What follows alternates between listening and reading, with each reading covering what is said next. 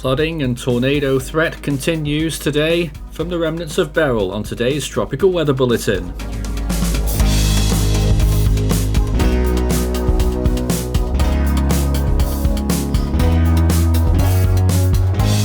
And now the latest around the wide world of tropics. Tropical Weather Bulletin for July 10th.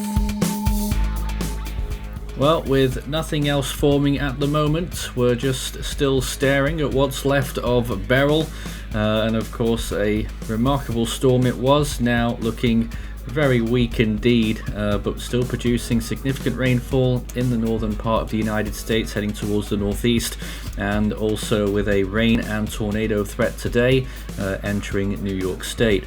It's day 40 of Atlantic hurricane season, and its remnants are continuing to move northeastwards at around 20 miles per hour, with no other areas of interest active. The Atlantic is looking quiet, and we're very thankful for that.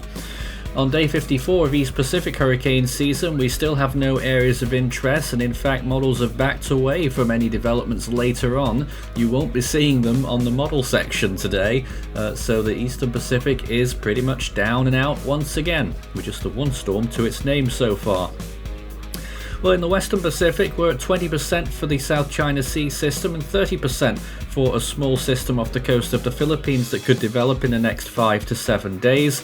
The left system is expected to be quite a large system, and the one on the right should be very small in comparison. No areas of interest in the North Indian Ocean at this time, just general monsoonal rainfall, and that's really what we're seeing across that whole region, so not too much going on in the North Indian. And of course, a little look at the South Indian Ocean. No areas of interest here either. We had a bit more convection yesterday than we do today, so it's a very quiet picture there as we settle into the winter months down in the southern hemisphere. So let's take a look at Beryl. The centre of it is currently near Fort Wayne, 29 kilometres away, 36 kilometres from Defiance to the northeast in Ohio, 116 from Toledo, 193 from Detroit, and 259 from Cleveland.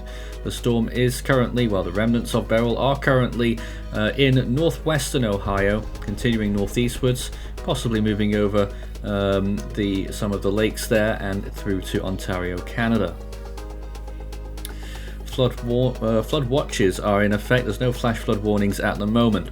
Let's take a look at it on satellite imagery then. You'll see that any of the convection that it had left, it's all been very well displaced off to the north, so the high amounts of convection are really pushing through northern Michigan now into Canada primarily, still getting a little bit going on in the Chicago area and into eastern Wisconsin over Lake Michigan.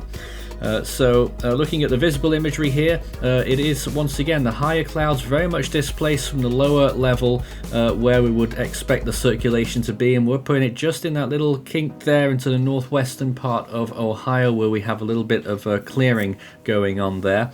Off that right hand side though, that little trail of weather right now could produce a tornado threat later on today as it sides on over into New York. Look at the amount of dry air entering where Beryl's centre used to be, infiltrating from the south. So a very dry area behind the system as it continues to push through. But most of that convection and rainfall is displaced well to the north, over the lakes into Canada by this point. Here's some new visible imagery, just about getting into the first visibles there as well. We saw it better on that other imagery, however, but this is a viewpoint from the Force 13 website. You can take a look at all satellite imagery live, force13.com/satellite, whenever we've got storms active, and regional areas too. There's the radar as well, showing how the storm has been progressing in the last few hours overnight into this morning. And again, you can see still some pretty heavy rainfall, very heavy rainfall on that northeastern flank as it continues to push on through Ontario towards Toronto and even eventually towards Ottawa and Montreal. So this is the daylight imagery just about to appear here, geocolor. Looking at the Caribbean right now, pretty quiet. A lot of dust over there in the eastern Caribbean. Where was it during Beryl? And in the eastern Atlantic, also a pretty dry picture. Couple of tropical waves have been emerging off the coast, but they really don't last very long before all the convection gets whipped away from them. Eastern Pacific showing a few little areas of convection there off the coast of Mexico, but really not much going on. And in the Western Pacific, we've got a few thunderstorms over the Philippines. Overall, it's been a little bit of a quieter day there compared to recent times, but still a few storms here and there. North Indian Ocean getting a few storms as well, particularly inland over northern India there, not far from the Himalayas and Nepal. Some extremely heavy looking thunderstorms there. And in the Arabian Sea, a couple of monsoonal showers still pushing off the coast of western India there, and a little bit off the coast of Pakistan as well. Sea surface temperatures in the eastern Pacific still look pretty decent, around 30 degrees Celsius off the coast of Mexico, and they are still just slowly warming up a little bit further out to sea. The Atlantic has plenty of hot spots, but the biggest ones being along the eastern part of the Gulf of Mexico. Really high temperatures there, up to 32 degrees from Louisiana through Florida and the Bahamas. Out in the open Atlantic, the western half of it looking pretty good too. West Pacific also really high temperatures for a wide area there, from the northern Gulf of Tonkin through to the South China Sea and on towards the Japanese islands and out to sea. And this is the North Indian Ocean, some decent temperatures here as well, around 30 degrees in one or two spots off West Bengal and Odisha, India, and in the Arabian Sea, looking quite decent there as well, especially further east. Compared to average then, most of the basins are running above. The Atlantic certainly in the main development region quite a bit above average, 2 to 3 degrees. Northeastern part of the Gulf similar. Western Pacific really high values off the Ryukyu Islands and out towards the east, possibly 4 degrees above average there. And in the eastern Pacific, a few areas there 2 to 3 degrees above average, but a few cool spots there as well. Oceanic heat content seems to still be decreasing a little bit in the eastern Pacific, but the western half looking very good indeed out there towards the Philippines. Really high oceanic heat content, which can really get storms to put on a show, rapid intensification inducing. And this is the Atlantic, some decent areas there as well, which of course Beryl enjoyed in the Caribbean earlier on, and the oceanic heat content values have stayed strong after the storm moved through as well, probably because it was so small, extending into the Gulf of Mexico once again as well, those orange zones. So we're a little bit limited on the computer models today. The GFS out to 5 days. In the short range, we're really only looking at what happens to Beryl, and the answer is not very much. We sort of lose track of it there once it gets towards Montreal, but eventually Beryl will dissipate. By the time we get to 48 hours, it will probably only have winds of about 15 miles per hour near Montreal, then moving northeastwards. Whatever's left of it could emerge into the Gulf of... I forget the name of that Gulf, I think it was the St. Lawrence Gulf, and out towards the Newfoundland coast and the open North Atlantic. Now here's a look at the Western Pacific around the Philippines and towards Vietnam, looking at significant rainfall amounts in the next 7 days. Some areas just off the southern tip of Mindanao could get up above 800 millimeters. Similar totals could be seen out over the South China Sea as this potential large system forms over there. But along the coast of Vietnam, we could be looking at 500 millimeters of rainfall there in one or two locations of the central coast. And for parts of the Philippines, we could be looking at totals similar to that as well, especially along the west side. But very interesting view there with the highest rainfall along the South China Sea. And this is why there's that little system, well, big system there with a very large tropical storm force wind bulk on the southern side of it.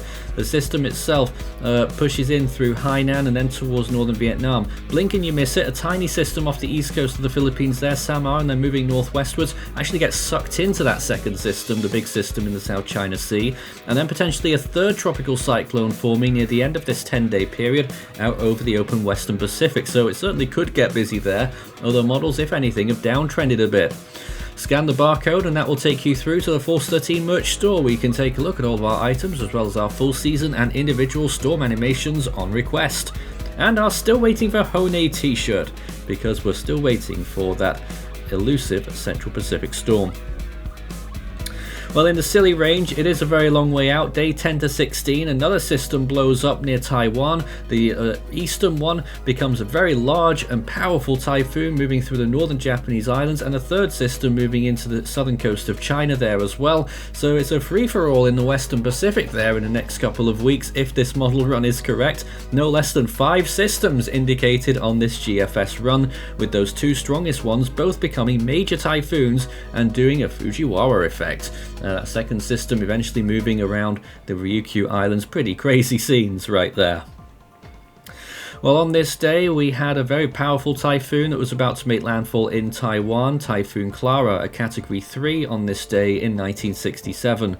We also had the remnants of Billy moving on through Japan. This image, I'm not sure whether it was actually from Billy in Japan or whether it was from Clara in Taiwan or China. Maybe someone might know the answer. It's probably one of those 2 systems. It was taken around this time. And we also had the lonely tropical storm Denise in the eastern Pacific, which was a minimal tropical storm. Well, back to today then, and the next name in the Atlantic, we don't want any more. We've already had enough. The next name is Debbie. In the eastern Pacific it's Bud, and in the central Pacific, of course, it is still Hone. 24 storms so far around the world this year, which is actually a very low number. We average 92 per year, so we sort of should be towards 30 or 40 by now. Western Pacific, Gamey there is the next name on the list, and in the North Indian Ocean it is Asna. And in the Australian region, our next name is Robin. The Southwest Indian Ocean will start its new naming list with Ancha, and in the South Pacific, the next name is Pitta. That's it from today's Tropical Weather Bulletin. We'll be back again tomorrow. Become an Ultimate Fan today.